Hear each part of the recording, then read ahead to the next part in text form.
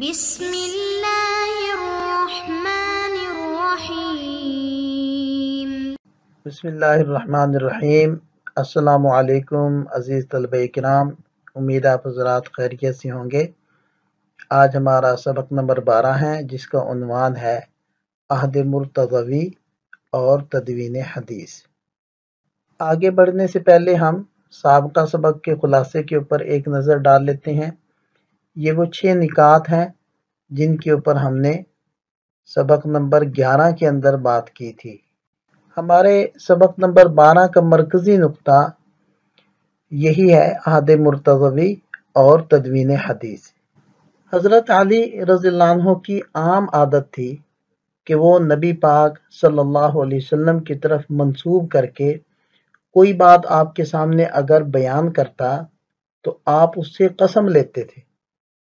شاید اس کی ایک وجہ حضرت عثمان غنی رضی اللہ عنہ کے زمانے کے وہ فتنے اور فساد تھے جو مسلمانوں میں پھوٹ پڑے تھے، اور اسلام کا دائرہ بھی بہت وسیع ہو چکا تھا۔ سب کے ایمان اور اسلام کی وہ حالت نہیں تھی جو حضرات صحابہ کرام کی تھی۔ انہی امور کے احساس کا یہ نتیجہ تھا کہ حضرت علی کرم اللہ وجہہ عموماً ممبر سے اس حدیث کا اعلان فرمایا کرتے تھے کہ آپ صلی اللہ علیہ وسلم کا ارشاد ہے، لا تکذبوا علی فإنہ من یکذب علی یلج النار، کہ میری طرف جھوٹی بات ہرگز منسوب نہ کیا کرو، جو میری طرف منسوب کر کے جھوٹی بات بیان کرے گا وہ آگ میں جھونکا جائے گا۔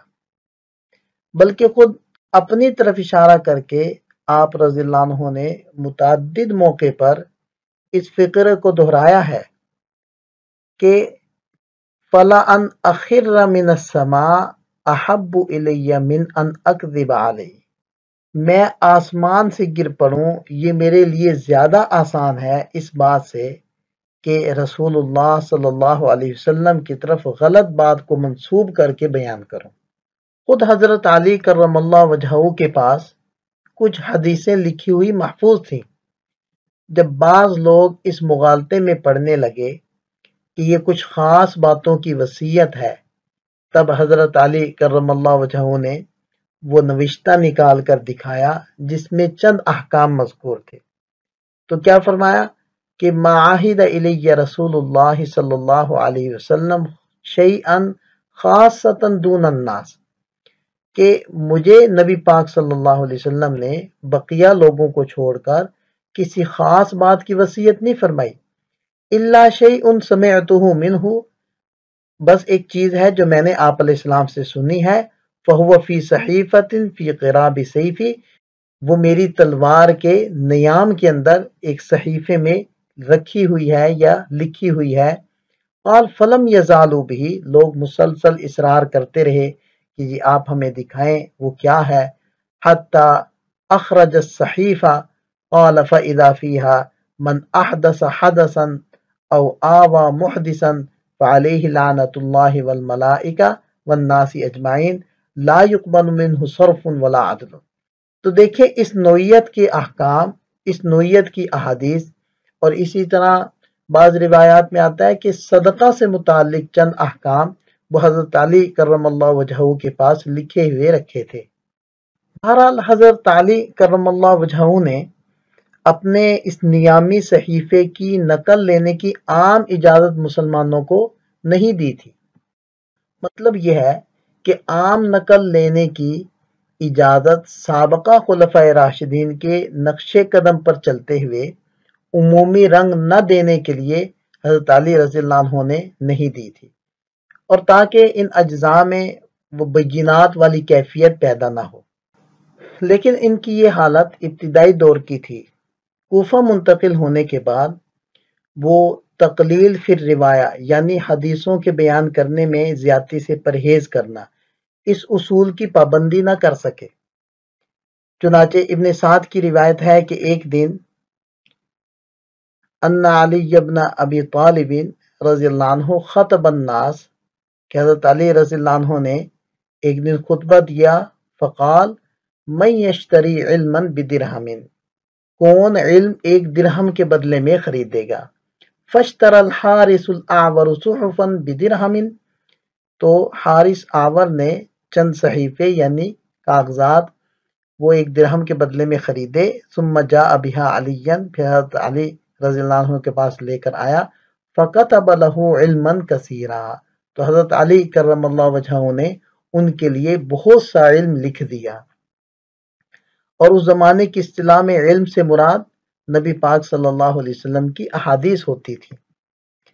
اسی طرح حجر بن عدی، ان کے بارے میں ابن سعد لکھتے ہیں کہ کان ثقۃ معروفا ولم یروی عن غیر علی رضی اللہ عنہ شیئا، کہ وہ بڑے معتمد مشہور آدمی تھے، حضرت علی رضی اللہ عنہ کے سوا اور کسی سے کوئی روایت انہوں نے نہیں نقل کی.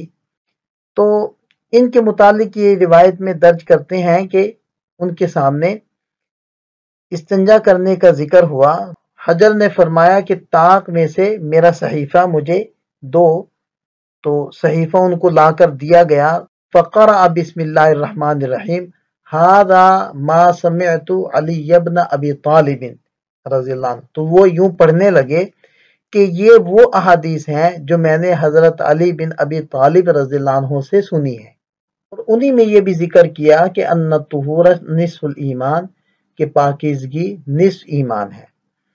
اس سے معلوم ہوتا ہے کہ حضرت علی رضی اللہ عنہ سے سنی ہوئی حدیثوں کا کوئی مجموعہ لکھا ہوا حضرت حجر بن عدی رحمۃ اللہ علیہ کے پاس بھی موجود تھا.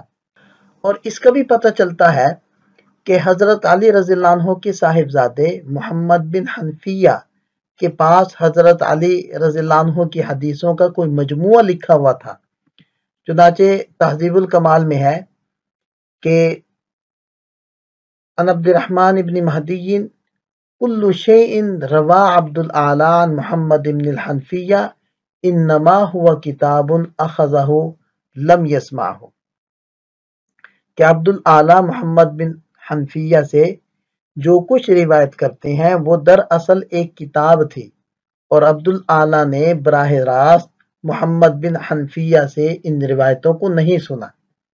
اور امام جعفر صادق رضی اللہ عنہ کے حالات میں جو رجال کی کتابوں میں ملتے ہیں، ان سے معلوم ہوتا ہے کہ آپ کے پاس بھی حدیثوں کا ایک مجموعہ لکھا ہوا تھا. چنانچہ فرماتے ہیں کہ وَلَكِنَّهَا رِوَایَةٌ رَوَيْنَاهَا عَنْ آبَائِنَا، تم لوگوں سے جو حدیثیں میں بیان کرتا ہوں وہ روایتیں ہیں جو ہم اپنے باپ دادوں سے روایت کرتے ہیں. اور فرماتے ہیں کہ اپنے والد امام باقر کے حوالے سے جن حدیثوں کو میں بیان کرتا ہوں میں نے ان سب کو ان کی کتابوں میں پایا ہے. انما وجدتها فی کتبہ، یعنی امام باقر رحمۃ اللہ علیہ کی کتابوں میں. تو ان روایات سے پتہ چلتا ہے کہ حضرت علی کرم اللہ وجہہ کی حدیثوں کے 3-4 مجموعے لوگوں میں پھیلے ہوئے تھے، جن میں حارث احور والا نسخہ تو براہ راست حضرت کے اپنے ہاتھ مبارک کا لکھا ہوا تھا. بہرحال کوفہ پہنچنے کے بعد تقلیل فی الروایہ کے اصول پر حضرت علی کرم اللہ وجہہ زیادہ دیر قائم نہ رہ سکے، اور روایتوں کی عمومیت کے جس دروازے کو حضرت ابوبکر اور حضرت عمر رضی اللہ عنہما کے زمانے میں شدت سے بند رکھنے کی کوشش کی گئی تھی وہ دروازہ کھل گیا. یہاں تک کہ جیسے آپ نے سابقہ صفحات میں روایت دیکھی کہ حضرت حارث سے خود کاغذ منگوا کر آپ رضی اللہ عنہ نے خود لکھا.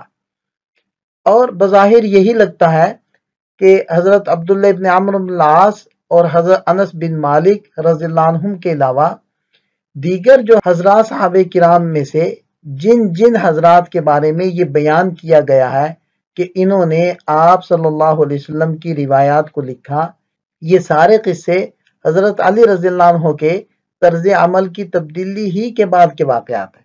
اور کوفہ میں خلیفہ ہونے کے بعد حضرت علی رضی اللہ عنہ کے دست راست آپ کے چچا زاد بھائی حضرت عبداللہ ابن عباس رضی اللہ عنہ کے متعلق مغازی کے امام موسیٰ بن عقبہ رحمۃ اللہ علیہ کہتے ہیں کہ वज़ा इंदना कुरैबुन हिमल बाइरिन औ इदल बाइरिन मिन कुतुब इब्न अब्बास, कि मेरे पास अब्दुल्ला बिन अब्बास रज़ियल्लाहु अन्हुमा के गुलाम कुरैब ने इब्न अब्बास की किताबें रखवाई थी जो ऊंट के बोझ या निस्फ बोझ के बकदर थी।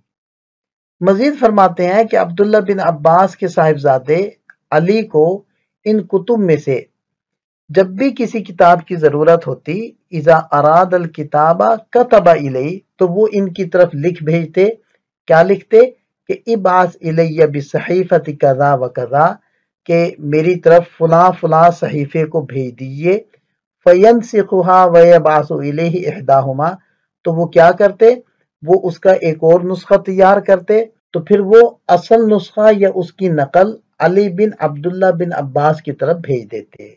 इससे मालूम हुआ कि मुख्तलिफ उन्वानात पर मुश्तमिल अलग अलग सहीफे थे। और हम शुरू के असबाक में हजरत इब्न अब्बास रज़ियल्लाहु अन्हुमा के बारे में बता चुके हैं कि वो अपने से बड़े असहाब रसूल सल्लल्लाहु अलैहि वसल्लम के पास जाकर उनसे अहादीस दरियाफ्त किया करते थे। चुनाचे रुयानी की रिवायत है कि हजरत इब्न अब्बास रज़ियल्लाहु अन्हुमा कान इब्न अब्बास याती अबा राफिन मौला रसूलिल्लाहि सल्लल्लाहु अलैहि वसल्लम फयकूल मा सनअ नबी सल्लल्लाहु अलैहि वसल्लम यौम कज़ा व कज़ा व मा इब्न अब्बास अलवाहुन यक्तुबु मा यकूल, कि हजरत इब्न अब्बास रज़ियल्लाहु अन्हुमा हजरत अबू राफे के पास आते और उनसे पूछते कि फलां मौके और फलां दिन आप सल्लल्लाहु अलैहि वसल्लम ने क्या फरमाया या क्या क्या किया। तो इनके पास कुछ तख्तियां होती थी और वो सब बातें इनमें लिख लिया करते थे। बहरहाल हजरत इब्न अब्बास रज़ियल्लाहु अन्हुमा का ये ज़ख़ीरा हो या हजरत अबू हुरैरा रज़ियल्लाहु अन्हु का ज़ख़ीरा हो जो इन्होंने हसन इब्न अमर को दिखाया था, ये रिवायत इससे पहले भी गुजर चुकी है कि तहद्दस्तु इंद अबी हुरैरा बिहदीसिन फअनकरहु फकुल्तु इन्नी क़द समिअतुहु मिनका क़ाल इन कुन्त समिअतहु मिन्नी फहुव मक्तूबुन इंदी, कि हसन बिन आमर कहते हैं कि मैंने एक रिवायत हजरत अबू हुरैरा रज़ियल्लाहु अन्हु को सुनाई तो उन्होंने उसका इनकार किया कि ये रिवायत मैंने तो आपको बयान नहीं की। तो मैंने कहा जी मैंने तो आपसे सुनी है। तो वो फरमाने लगे अगर आपने मुझसे सुनी है तो ये यकीनन मेरे पास लिखी हुई होगी। फ़अख़ज़ बियदी इला बैतिही फ़अराना कुतुबन कसीरतन मिन हदीस रसूलिल्लाहि सल्लल्लाहु अलैहि वसल्लम फ़वजद ज़ालिकल हदीस फ़क़ाल क़द अख़बरतुका अन्नी इन कुन्तु क़द हद्दस्तुका बिही फ़हुव मक्तूबुन इंदी।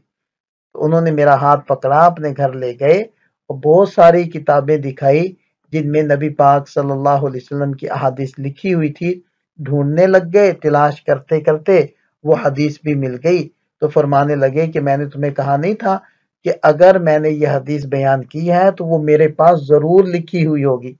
तो इसका मतलब यही है कि वो जिन अहादीस को बयान किया करते थे जिनकी तादाद 5000 से ज़ायद थी वो सब उनके पास लिखी हुई थी। तो ऐसे ही इनके अलावा जिन जिन हज़रात सहाबे किराम की ज़िंदगी में इनकी रिवायतें कलम बंद हो चुकी थी, तो बज़ाहिर हज़रत अली रज़ियल्लाहु अन्हु के तर्ज़ अमल की तब्दीली के बाद ही के ये सारे वाक़यात हैं। रही ये बात कि हदीस लिखने की बाबत हज़रत अली करमल्लाहु वजहहू के तर्ज़ अमल में तब्दीली की क्या वजह थी, तो इसको हम अगले सबक में देख लेते हैं। तो एक नज़र दोबारा हम इस सबक के मरकज़ी नुक्ते पर डालते हैं।